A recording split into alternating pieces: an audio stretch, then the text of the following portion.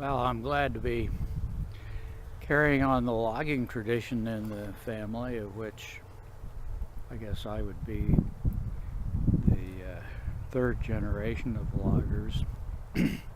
But as you can see, that's a lifetime of logs.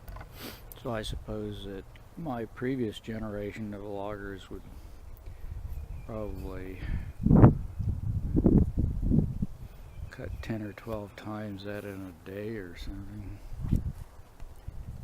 But there's a lot of stuff to do with the trash vegetation that comes out from between the real trees, and I'll show you what we can do with that. It can be made into sort of compost, ramial wood they call it, which is good for kind of like mulching or fertilizing. What the Ramial people say is that all of the good soils in the world are under hardwood forests. So I go around and pick up the little hardwoods that you see around here and there, like that one right there, and chop them up like this.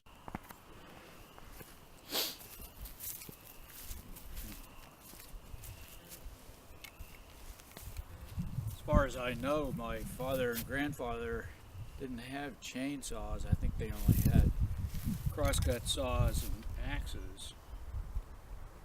But this is a great addition to chainsaws because you can cut right down in the dirt with it. It's not nearly as dangerous as a chainsaw. Chop things up.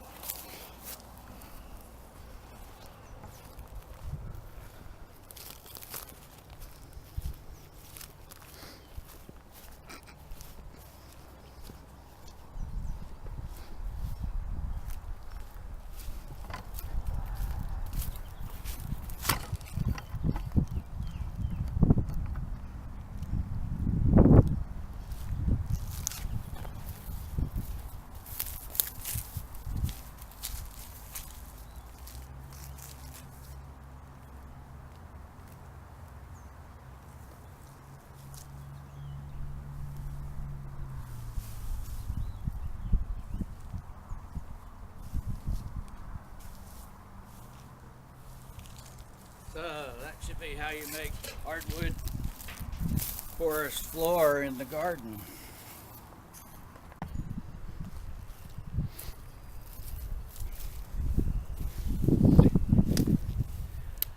Actually, now that I think about it, probably my great-grandfather, even though he was reported to me as being a corn farmer, was effectively a logger as well.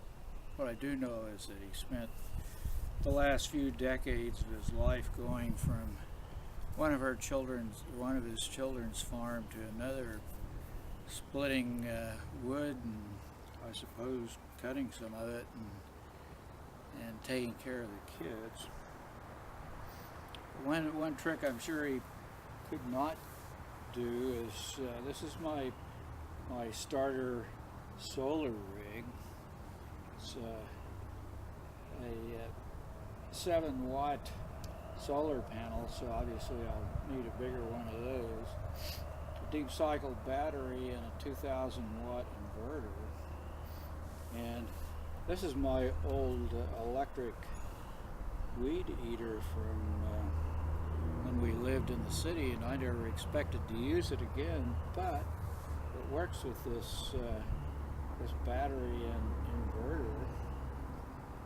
And so I'm reducing my carbon footprint by starting with an old used weed eater rather than a nice new one, and extension cord, and I haven't exactly got all the costs down on starting feeding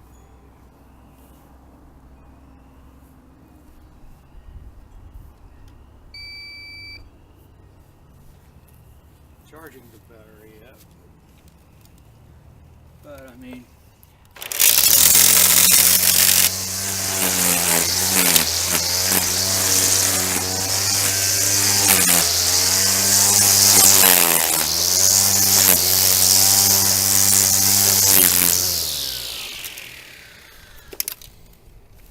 all works perfectly well. I haven't quite figured out what the upper end. I think I may need another deep cycle battery to carry the heavier stuff. I haven't been able to get the water distiller to work on this rig yet. Maybe it needs just another, I hope just one more deep cycle battery.